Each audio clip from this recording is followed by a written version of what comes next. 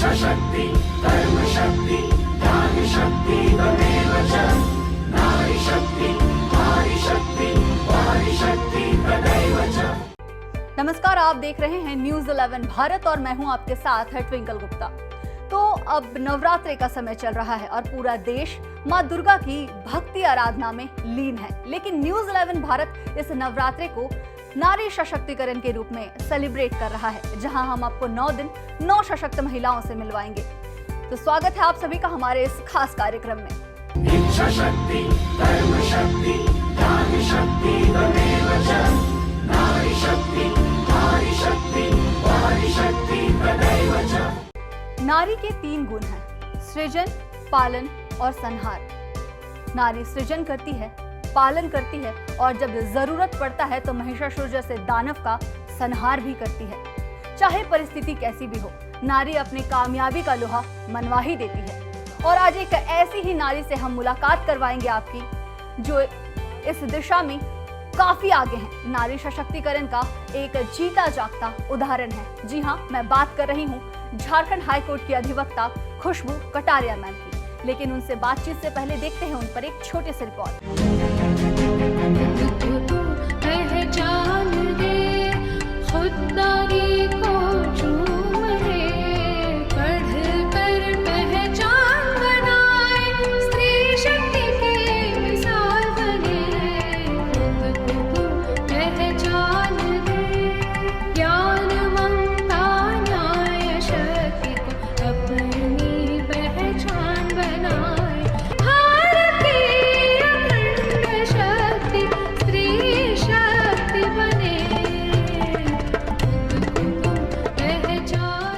लक्ष्य निर्धारित करें और तब तक प्रयास करते रहें जब तक आप उस तक पहुंच नहीं जाते।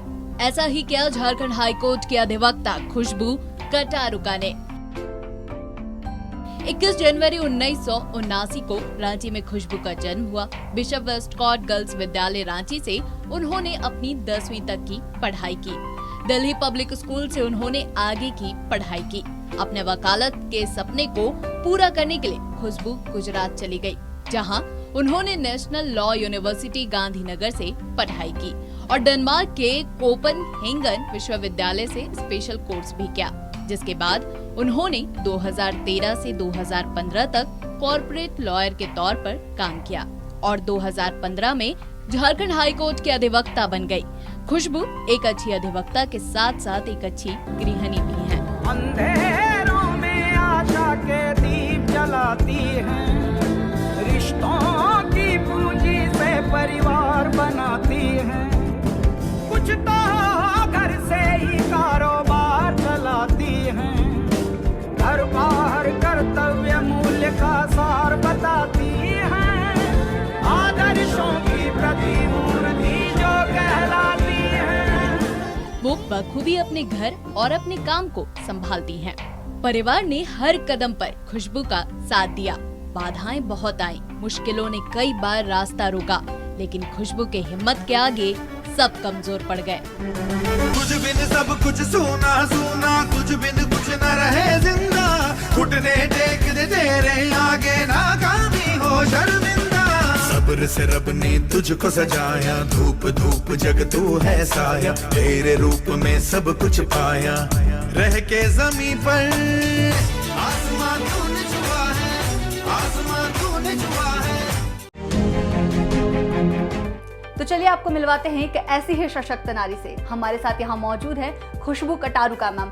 तो मैम, आपका बहुत बहुत धन्यवाद कि आपने न्यूज़ 11 भारत को अपना इतना कीमती समय दिया। Thank you so much. तो मैम, सबसे पहले तो मैं आपसे यही सवाल करूंगी कि घर की 4 दीवारी से निकलकर कोर्ट तक का सफर, वकालत तक का सफर आपने कैसे तय किया? बिल्कुल। सो मेरी भी परवरिश एक नॉर्मल किसी भी जैसे एक you can say middle class family से शुरू होती है, वैसे ही हुई। मैंने अपनी स्कूलिंग रांची से की और 10+2 भी रांची से ही किया। उसके बाद फिर मैंने जो नेशनल लॉ यूनिवर्सिटीज़ के लिए एंट्रेंस एग्ज़ाम होता है उसकी तैयारी की और फिर गुजरात में जो गुजरात नेशनल लॉ यूनिवर्सिटी है वहाँ से अपने 5 साल में लॉ की पढ़ाई कंप्लीट की। इस बीच मुझे एक सेमेस्टर कोपेनहेगन जो डेनमार्क में है वहाँ पे भी जाने का मौका मिला मुझे मेरे कॉलेज से स्कॉलरशिप मिली थी। बहुत तो बढ़िया चीज़। मैंने अपना एक सेमेस्टर वहाँ पे भी पढ़ाई की थी इस चीज़ को लेके, जहाँ पे स्पेशलाइजेशन किया था इंटरनेशनल लॉज पे। उसके बाद फिर मैंने अपनी पहली जो लीगल जॉब है वो बॉम्बे में की थी एज अ लीगल मैनेजर, जो एक मर्स्क लाइन शिपिंग कंपनी है। It is one of the world's largest shipping company. उसका बेस कोपेनहेगन डेनमार्क में ही है और इनका हेडक्वार्टर्स इंडिया का बॉम्बे में था। तो मैं वहीं पे अपना 2 साल वहाँ पे काम किया एज अ कॉर्पोरेट लॉयर। फिर 2015 में मैंने डिसाइड किया कि मैं अब रांची वापस आऊँगी और यहाँ पे लिटिगेशन करूँगी। मैम, ऐसा होता है कि हम सभी जानते हैं कि एक नारी बहुत सारे रूपों में मौजूद है हमारे यहाँ। तो नारी एक बेटी होती है, बहू होती है, पत्नी होती है, उसके बाद माँ बनती है। तो Right. आप एक माँ हैं, तो आपके लिए ये कितना टफ होता है इन सारी चीज़ों को एक साथ मैनेज करना? जब तक मैं मदरहुड वाले फेज़ को शुरू नहीं किया था तब तक कंपैरेटिवली इजी था, क्योंकि मेरे फैमिली, जो मेरे इन-लॉज़ की फैमिली है, मेरे पेरेंट्स भी यहीं रहते हैं, सब रांची में ही हैं। तो काफ़ी उस समय सबका बहुत सपोर्ट रहा मेरे लिए हमेशा से। एंड कभी मुझे इस तरीके से कोई प्रॉब्लम नहीं आया कि मुझे काम करने में कोई दिक्कतें आ रही हैं। सब ने बहुत सपोर्ट दिया, तो तब तक काफ़ी था अच्छा। अब क्या है, वंस आप एक मदर बन जाते हो तो नो मैटर आपके पास और भी लोग हैं जो बच्चे को संभाल सकते हैं, बट आपको पर्सनली खुद मन करता है कि आप ज़्यादा से ज़्यादा समय अपने बच्चे को दें, आप बच्चे का ध्यान रखें, खुद रखें। ये आपका एक अंदर से आपको मन में आता है। तो एक वो जो डिसीजन लेना पड़ता है कि नहीं, अभी मुझे काम करना ज़्यादा ज़रूरी है, मेरे बच्चे को उनके फादर देख लेंगे या उनकी दादी देख लेंगी, दादा देख लेंगे। तो वो एक डिसीजन होता है जो आपको लेना पड़ता है। ऑल्दो वो थोड़ा टफ डिसीजन होता है, बट आपको अपना टाइमिंग प्रायोरिटाइज करना है कि ठीक है, बच्चा अभी ठीक है, खेल रहा है, रो नहीं रहा है, वो अपना बिज़ी है सबके साथ, तो आप अपना काम जाके करें। मतलब मैम, अपने काम के दौरान भी अपने दिमाग को सब तरफ रखते हुए आप बखूबी अपने काम के साथ जस्टिस करती हैं। पूरी कोशिश करती हूँ। तो मैम, मैं आपसे ये पूछना चाहूँगी, आप एक अधिवक्ता हैं, तो आपकी लाइफ में एक कौन सा ऐसा मोमेंट है जो आपको लगता है कि हाँ, मैंने ये जो किया है ये मेरे ज़िंदगी का सबसे यादगार समय है और खुद पे गर्व महसूस होता है उसे सोचकर? गर्व से ज़्यादा एक सेटिस्फैक्शन वाला जो फैक्टर होता है कि किसी के लिए कुछ कर पाऊँ। तो शुरू में एक्चुअली क्या था कि जब मैं स्टेट के साथ जुड़ी हुई थी, जब मैं महाधिवक्ता श्री विनोद पोद्दार जी के साथ जुड़ी थी, तो उनके साथ मुझे काफ़ी मौका मिला था तरह तरह के काम करने का। माइनिंग के केसेस में काफ़ी काम किया और भी अलग अलग तरीके, बट मेजरली उनके साथ माइनिंग के काम किए थे। पर मुझे थोड़ा सा फिर भी हमेशा से एक झुकाव था कि लोगों को मदद भी करनी है, सिर्फ कमर्शियल केसेस नहीं करने हैं। वो अभी भी मैं कमर्शियल केसेस काफ़ी करती हूँ, नेशनल हाईवे के काम करती हूँ और कॉन्ट्रैक्चुअल और कंपनियों के काफ़ी काम करती हूँ। पर एक झुकाव हमेशा रहता है एक सामाजिक तरीके से भी काम करने का। तो शुरू में तो मैंने कुछ इस तरीके के केसेस लिए थे, कुछ स्कूलों के खिलाफ भी केसेस फाइल किए थे जब उनके कुछ पॉलिसीज़ थे जो बहुत फेवरेबल नहीं थे पेरेंट्स के लिए। एक वन चाइल्ड पॉलिसी आया था कि स्कूल एफिडेविट मांग रही थी पेरेंट्स से कि आप हमें एफिडेविट में दो ये लिख के कि आप फ्यूचर में एक और किड नहीं करोगे तो आपके बच्चे को प्रेफरेंस मिलेगा एडमिशन में। तो ये तो बिल्कुल भी संवैधानिक नहीं है। आप किसी का राइट टू प्रोक्रिएट को नहीं आप रोक सकते हैं, ये तो संवैधानिक है ही नहीं। तो उसको मैंने अपने करियर के काफ़ी अर्ली स्टेज में चैलेंज किया था। हमें झारखंड हाई कोर्ट से इसमें रिलीफ भी मिला था, उस पूरे पॉलिसी को कोर्ट ने खारिज किया था। दूसरी जो मेरी एक लड़ाई है जिसको मैं बोलूँगी वो है, एक बच्चे की मौत हुई थी कुछ साल पहले सफ़ायर स्कूल में। जी। तो उसको लेके एक लड़ाई हम अभी भी लड़ रहे हैं जो जारी है। और अभी भी हम बहुत चीज़ें ऐसी होती है जो सामने से नहीं करते पर पीछे से करते हैं। जैसे कि इसमें हम लोग सुप्रीम कोर्ट तक गए थे, वहाँ से हमें वापस बोला गया कि आप हाई कोर्ट जाइए, वहाँ पे अपने केस लड़िए। हम अभी भी उस केस को लड़ रहे हैं और उस बच्चे की मौत का जो एक दुख होता है, मैं रोज़ उनके माँ बाप के जब भी वो मेरे पास आते हैं, एक वो मुझे दुख दिखता है कि मेरा बेटा किसी तरह वापस आ जाए। और मैं बस किसी भी तरह चाहती हूँ कि जिसने भी ये काम किया है, उनके बच्चे को इतना गलत तरीके से, इतना निर्दयी तरीके से हत्या की है, उनको ज़रूर पकड़ा जाए। हर किसी के लिए एक सपोर्ट सिस्टम होता है, तो आपकी फैमिली आपके सपने को साकार करने में आपको कितना सपोर्ट करती है? बिल्कुल, आई थिंक मेरे जो एक आप बोलेंगे कि जो सपना होता है या जो ड्रीम होता है, उसमें हमेशा से सबसे बड़े जो स्ट्रेंथ है वो मेरे हस्बैंड को मैं बोलूँगी, क्योंकि उनसे मेरी जान पहचान काफ़ी सालों से है, शादी के पहले भी काफ़ी सालों से है। और उन्होंने हमेशा मुझे बहुत सपोर्ट किया है। एंड बहुत ज़रूरी होता है कि एक पत्नी का सपोर्ट करे उनके पति, और किसी भी तरीके हर तरीके से एक विश्वास जो होता है वो बहुत ज़रूरी होता है, वो कायम रहे। तो मैं अपने माता पिता, तो नेचुरली हर कोई के माता पिता बहुत ज़्यादा सपोर्टिव होते हैं, तो वो तो मेरे माता पिता ने भी शुरू से हमें पढ़ाया, अच्छे से जो हो सका किया। साथ साथ मेरे हस्बैंड को मैं पूरा श्रेय दूँगी इस बारे में। तो ये तो मैम ने बताया कि उनकी फैमिली उन्हें कैसे सपोर्ट करती हैं, लेकिन अब उनकी फैमिली से जानते हैं कि वो इनके बारे में क्या कहती हैं। बचपन से ही काफ़ी एक्टिव रहती थी हर चीज़ में, और पढ़ाई के मामले में, खेल कूद के मामले में कुछ नया करने की इसकी मन की इच्छा रहती थी और वो करते रहती थी। बाद में इसने लॉ करने का निर्णय जब लिया तो थोड़ा मुझे कुछ अचंभा लगा, लेकिन फिर जब इसने अपना लॉ कंप्लीट किया और कॉर्पोरेट सेक्टर में बॉम्बे में जब जॉब किया, तो कंपनी ने इसके काम को देखते हुए, इसके लगन को देखते हुए और कुछ ऐसा इसने काम कंपनी के हित में किया जिससे कि इसको जल्दी प्रमोशन भी मिला और अवार्ड भी दिया गया, जो हम लोगों को बहुत गौरवान्वित महसूस हुआ।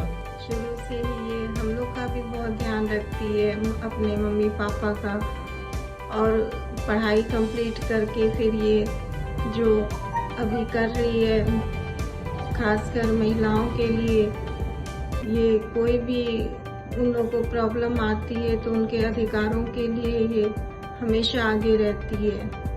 खुशबू एक लॉयर, एक अच्छी लॉयर के साथ साथ एक बहुत अच्छी गृहिणी है। वो अपना काम कोई भी काम अपना पड़े, जैसे लॉ अपना कोर्ट का काम पड़ता है, उसमें भी कोई कॉम्प्रोमाइज़ नहीं करती, अच्छा से उसको निभाती है। और घर में भी यदि कोई काम हो तो वो बहुत अच्छा से उसमें साथ देती है। तो मैम, ये तो रही आपकी फैमिली की बात, लेकिन हर एक इंसान की ज़िंदगी का सबसे खुशनुमा पल होता है उसका स्कूल और कॉलेज लाइफ। तो ये आपका कैसा बीता? मेरा स्कूल और कॉलेज लाइफ बहुत ज़्यादा यादगार है। आज भी मैं अपने जब स्कूल के दिन को याद करती हूँ, कॉलेज के दिन को याद करती हूँ, तो मुझे बहुत अच्छा लगता है। यहाँ पे मैंने अपने स्कूलिंग की बिशप वेस्टकॉट गर्ल्स स्कूल से 11 साल में उस स्कूल में पढ़ी और 2 साल DPS। तो बहुत ज़्यादा बहुत सारे दोस्त थे वहाँ पे, टीचर्स भी बहुत अच्छे थे, और मैं थोड़ा ज़्यादा बदमाशी भी करती थी स्कूल में, तो वो भी बहुत अच्छा लगता था। बहुत ज़्यादा प्रैंक्स करना, टीचर्स को थोड़ा सताना, तो वो सब यादें काफ़ी यादगार रहेंगी मेरी।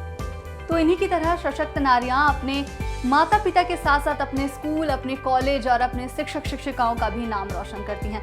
तो ये तो हुई मैम की बातें, लेकिन अब उनके कुलीग से सुनते हैं कि आखिर वो इनके बारे में क्या सोचते हैं। ये मैम के साथ मतलब कभी ऐसा फील नहीं हुआ कि मतलब बाहर के हैं, हम घर के जैसे एकदम रखते हैं मुझे भी, और ऑफिस में किसी प्रकार का दिक्कत नहीं लगता है कि ये घर का ही मतलब ऑफिस है।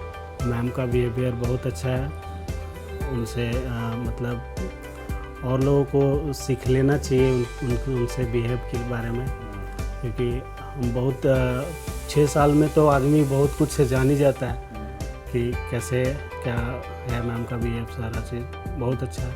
यहाँ पे काम करके मेरे को बहुत अच्छा लग रहा है। तो यहाँ पे रुकेंगे एक छोटे से ब्रेक के लिए।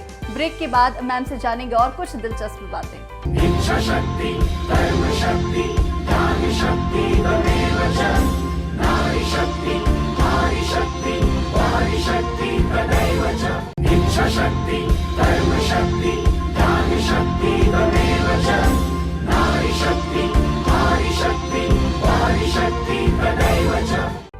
तो ब्रेक के बाद आपका स्वागत है और हमारे साथ यहाँ मौजूद हैं खुशबू कटारुका मैम। तो मैम, आपसे मैं भी यही सवाल करना चाहूँगी कि आप एक नारी हैं और जैसे कि हम अभी देख रहे हैं हमारे देश की हालत की, अभी भी इस युग में आकर 21वीं सदी में भी नारी के साथ अत्याचार होता है, घरेलू हिंसा से लेकर रेप केस तक। तो आपको क्या लगता है कि इन सब चीज़ों से कैसे निपटारा मिलेगा, कैसे छुटकारा पाएंगी महिलाएं? ये एक ऐसा सवाल है जो हर महिला चाहती है कि इस इशू का अंत हो। हर एक महिला चाहती है, बहुत पुरुष भी चाहते हैं कि ये सारी प्रॉब्लम्स का निवारण हो, ये चीज़ दुनिया से चली जाए। जहाँ पे महिलाओं को इस तरीके से टॉर्चर किया जाता है, मोलेस्ट किया जाता है, रेप किया जाता है उनका, तो इसमें दोनों तरीके से, दो पहलू में हमें काम करना होगा। सबसे ज़्यादा ज़रूरी है लड़कों को एक अच्छी घर में ही शिक्षा देना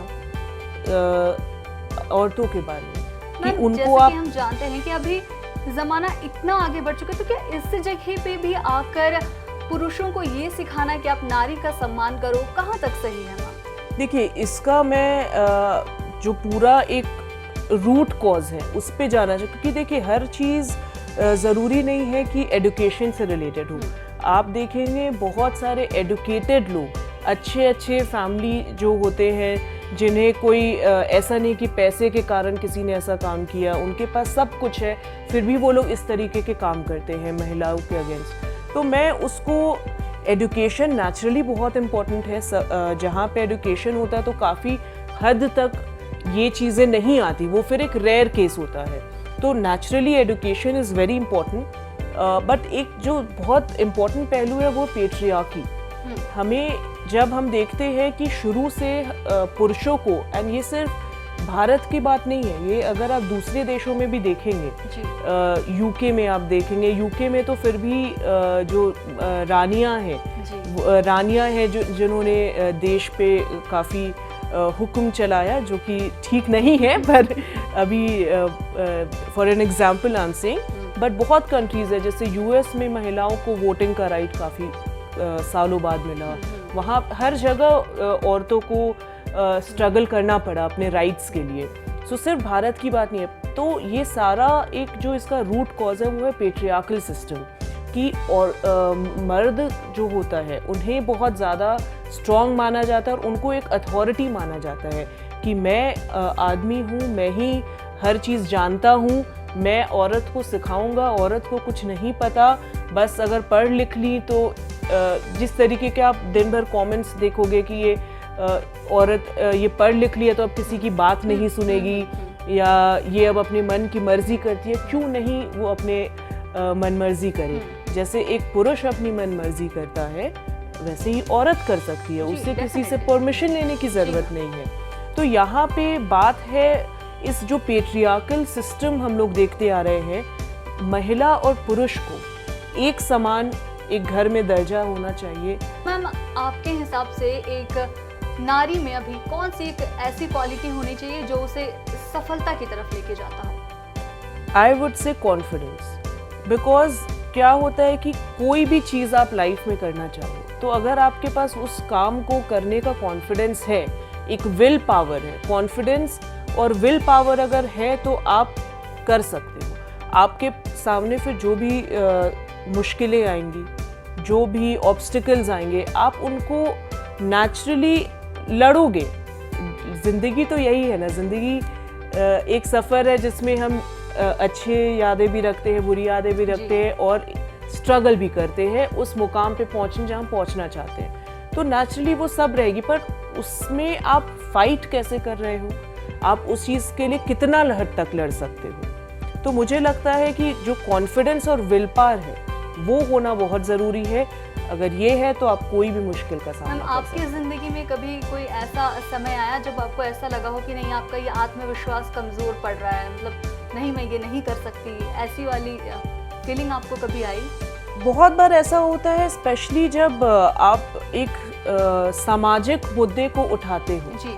बहुत सारे लोग आपके खिलाफ बोलते हैं, क्योंकि अगर किसी को उस इशू से कुछ दिक्कत आ रही है तो उनका एक नेचुरल सा रिएक्शन आता है जिनमें वो सामने वाले को दबाने की कोशिश करते हैं ताकि वो चुप हो जाए। तो इस तरीके से बहुत बार लोग सप्रेस करने की कोशिश करते हैं, इनडायरेक्टली बोलते हैं कि इस मुद्दे को मत उठाओ, ये सेंसिटिव मुद्दा है, या क्यों उठा रहे हो तुम। लोग ये नहीं समझते कि अगर हम चुप बैठ गए तो कौन इस बारे में बात करेगा।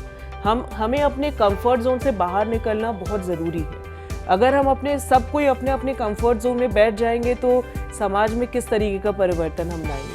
मैम, आपको कभी ऐसा फील हुआ कि एक नारी होने के आधार पे आपको दबाया जा रहा हो या आपकी आवाज़ को दबाने की कोशिश की जा रही हो?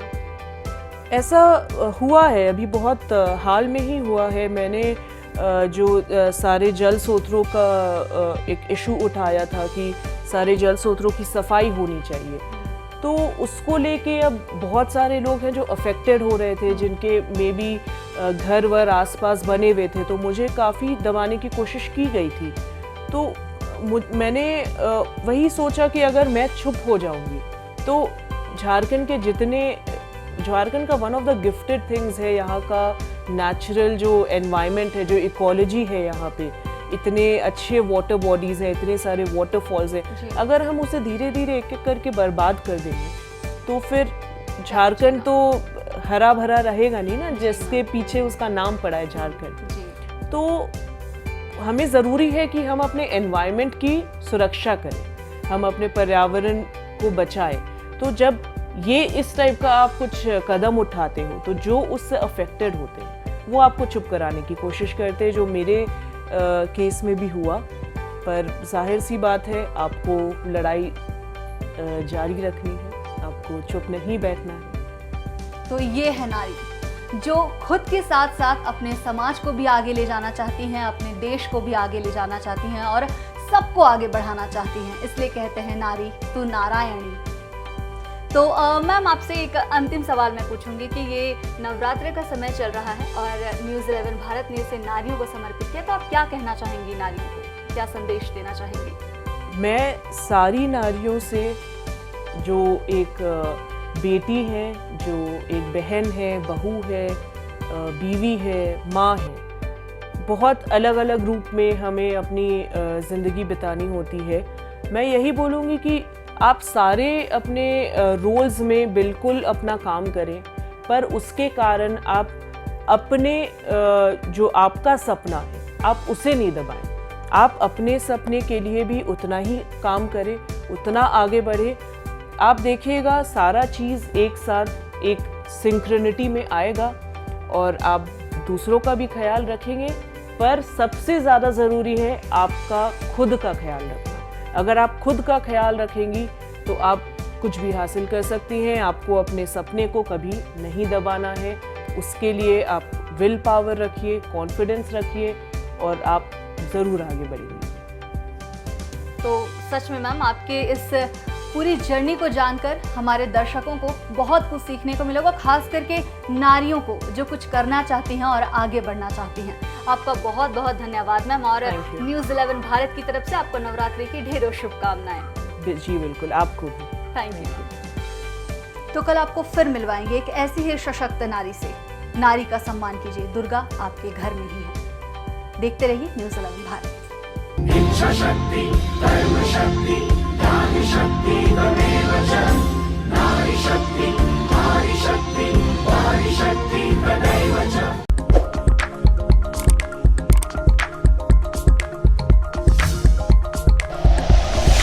Like and share videos, subscribe करें हमारा चैनल और प्रेस करें बेल आइकॉन। न्यूज़ 11 भारत, सच है तो दिखेगा।